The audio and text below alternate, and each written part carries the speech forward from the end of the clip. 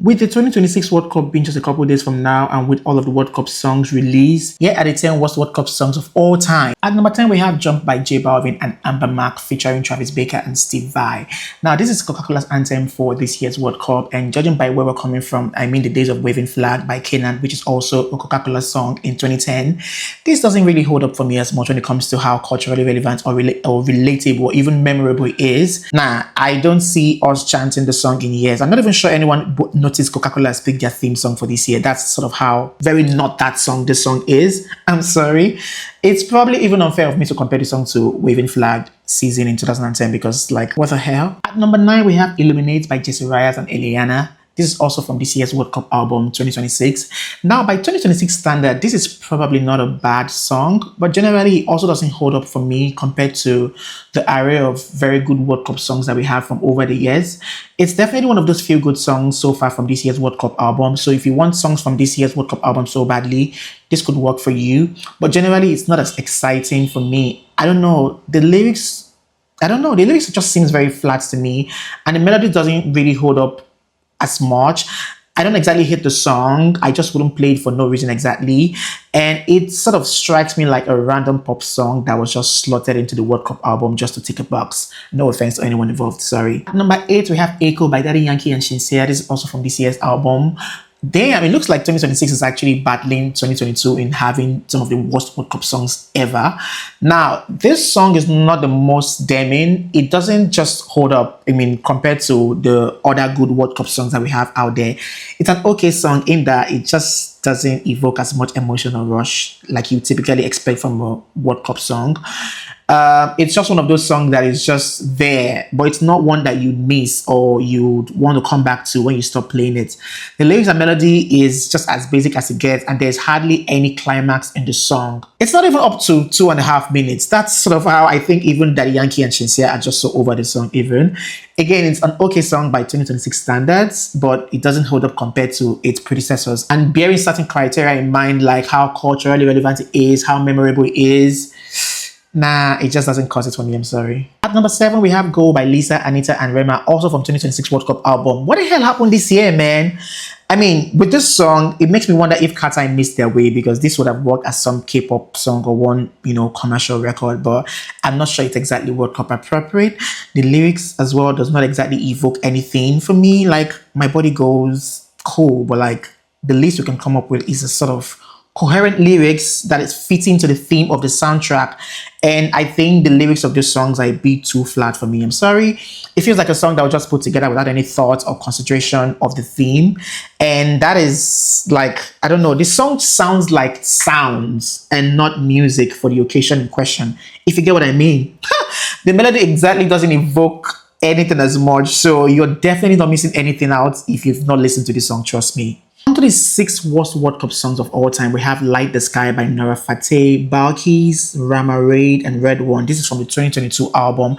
Finally, a well-deserved break from 2026 madness. Anyways, this song, I think, sounds lazy and disrespectful. I'm not one to speak ill of people's work or, music or artists in general, but really, what was the goal of this song? It feels like the goal of this song was to troll, because I don't understand this song and I would not be going further into it because I don't have anything particularly nice or encouraging to say. This song doesn't even tick any box whatsoever. It's not memorable. It's not culturally relevant. It's just downright disrespectful and lazy. It's just zero across the board. And interestingly, it gets worse. So you're doing just fine if you have never listened to this song. And for the 5th worst World Cup song of all time, we have Leave It Up by Nicky Jam and Will Smith and Era Itzrafi. Now, this sounds quite generic and it's so obvious they really wanted to make a World Cup banger so bad.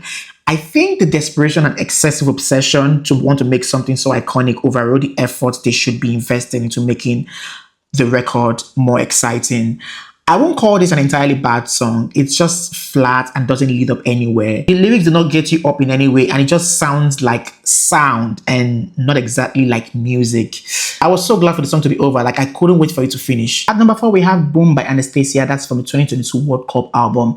Now, I see the vision here, but I think they lost the plot. This sounds very flat to me. I'm not sure anybody even still remembers this song at all. It doesn't get you up in any way. It doesn't evoke anything. It is too loud. Like, please, next song. It's a fair one. It's a fair song. It's just not exactly World Cup appropriate. And the more I listen to it, the more I'm like, I'm not sure I understand what is going on here. And even the visuals, I don't know, seems very off-putting. Like, I don't know what is going on in everyone's mind here, but please, I don't want to be involved. Count me out. Okay, we're getting closer and closer. And at number 3, we have Colors by Jason Derulo from the 2018 World Cup album. Now, I love me some Jason Derulo, but I'm sorry, this sounds so disjointed and like so much struggle. The hook and chorus is basic. And for sure, just a bit of heads up, this is not as atrocious as the number 1 song on this list, but this song certainly doesn't have any material of note, if I'm being honest. I don't know, but the song just sounds like they're so out to make a World Cup song, and I'm not sure that's the kind of emotion, you get from some of the best World Cup songs out there. I think songs like this are not meant to be so on the nose, and this one is just so on the nose. At number 2, we have Lighter by Jelly Roll and Karen Leon. This is from the 2026 World Cup album. I think this is even the official song because it was the first song that was released from the album. Now, why does this song sound like a self-motivational song? Those kind of songs you play when you're down or you've been counted out and you just want to big yourself up. I'm not sure the writing is doing much for the theme in question here. This sounds like an R. Kelly song from the early 2000s, like Chains Don't Rattle No More, Good Lord, I'm Feeling Lighter. World Cup song? What does that mean? The melody as well is quite basic and it sounds like something we've definitely heard before, again, maybe from R. Kelly or something. I also cannot vouch for the song arrangement. Lyrics like, I was shuttling and battling in a war with myself. I was praying and praying my way out of hell. I'm sorry, what are we doing here? This is exactly why this song is making the worst World Cup song list because, like I said, this sounds like some leftover R. Kelly lyrics from the early 2000s that they had to just scratch together because, I don't know, maybe this would have worked for some advocacy campaign album, say for mental health or so, but this song definitely has no business on the World Cup album, let alone being the lead single.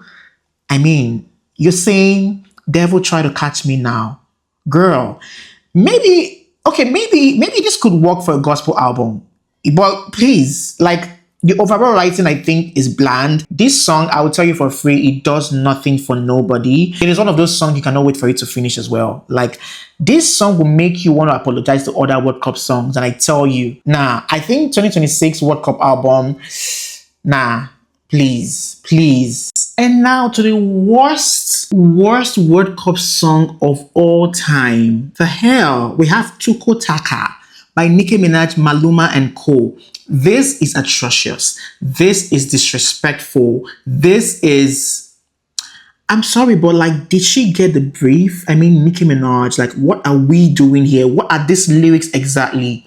What was everyone thinking? What was this? Like, how was this greenlit? I can't even help with the questions. Like, this is hands down the most atrocious World Cup songs they might ever be. I don't think anything can ever top this. The lyrics are so bland and off, and I'm not even sure the sound blends with the spirit of that year's theme. Like, being that it's World Cup Qatar, this song is, what's the word? Is it egregious? I don't know, but like, English language lacks the requisite words for me to describe how atrocious this song is. I'm not sure this is something you want to go back to. I'm not sure this is actually something you want to even listen. Like, you just go about your day, like after the World Cup. Don't even think about it. I don't even want you to think about this song existing. You're better off not knowing that this song exists, and you're better off also not knowing that this song was actually themed for the World Cup. But yeah, that's it. Thank you so much for rocking with me. And if you'd like me to make a best World Cup song of all time list, do what to let me know in the comment section. Now tell me, which is your worst World Cup song of all time?